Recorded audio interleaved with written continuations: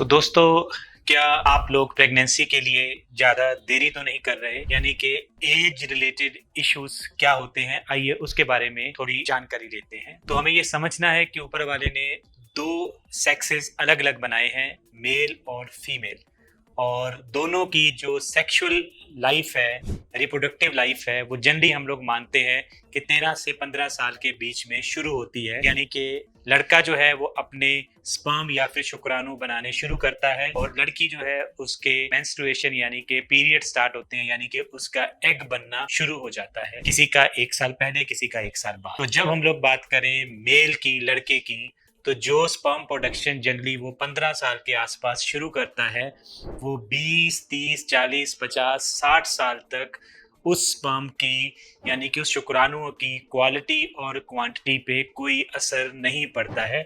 जैसे कि हमने कहावतें सुनी होगी कि आदमी और घोड़ा कभी बूढ़े नहीं होते हैं। अगर कोई डिजीज, कोई बीमारी, कोई चोट लग जाए तो बात अलग है, अदरवाइज उम्र के साथ आदमी के वीरज के ऊपर, शुक्राणुओं के ऊपर कोई कमी नहीं आती है। और अगर हम लोग फीमेल की बात करें, लड़की की बात करें, तो ये रूल ऊपर वाले ने, नेचर ने बिल्कुल उल्टा दिया है और उनकी एग बनाने की कैपेसिटी लिमिटेड होती है, निर्धारित होती है। इसका मतलब है कि दुनिया की कोई भी फीमेल अगर 30-32 साल को क्रॉस करती है तो उसकी एग बनाने की कैपेसिटी साइंस कहती है कि कम होनी शुरू हो जाती है। कैपेसिटी का मतलब उसकी क्वांटिटी भी कम होती है और उसकी क्वालिटी भी कम होती है।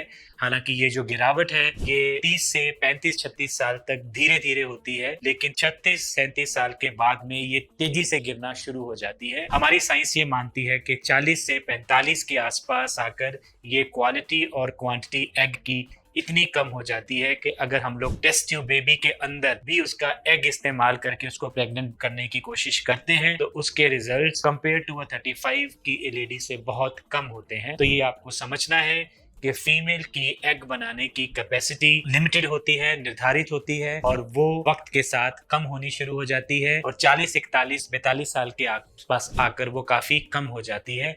जनरली हम लोग मानते हैं कि 45 साल तक जो उनके एग्स हैं वो वर्केबल होते हैं और उसके बाद में जनरली आगे आने वाले टाइम के अंदर में एग्स कम होके, हार्मोन्स कम होके अपने मेनोपॉज स्टेज की तरफ पहुंच जाती है। दूसरी जो चीज है वो ये समझनी है कि बढ़ती हुई उम्र के साथ में अगर आप प्रेग्नेंट होती हैं तो प्रेगनेंसी के अंदर भी वो एक स्पेशल प्रेगनेंसी की तरह ट्रीट किया जाएगा और उसके भी इश्यूज होते हैं, जैसे कि बच्चे की ग्रोथ के ऊपर असर पड़ना, बच्चे के जेनेटिक्स के ऊपर असर पड़ना, प्रेगनेंसी के अंदर ब्लड प्रेशर का बढ़ना। तो ये सारे इश्यूज भी बढ़ते हुए उम्र के साथ आपको हो सकते हैं। तो इसीलिए अगर आप प्रेगनेंसी के लिए ट्राई कर रहे हैं तो मैं ये कहूँगा कि बहुत ज़्यादा देर ना करें और एक एप्रोप्रिएट एज आपके हस्बैंड के साथ, आपके पार्टनर के साथ डिस्कस करके अपने आप को प्रेगनेंसी के लिए तैयार करें।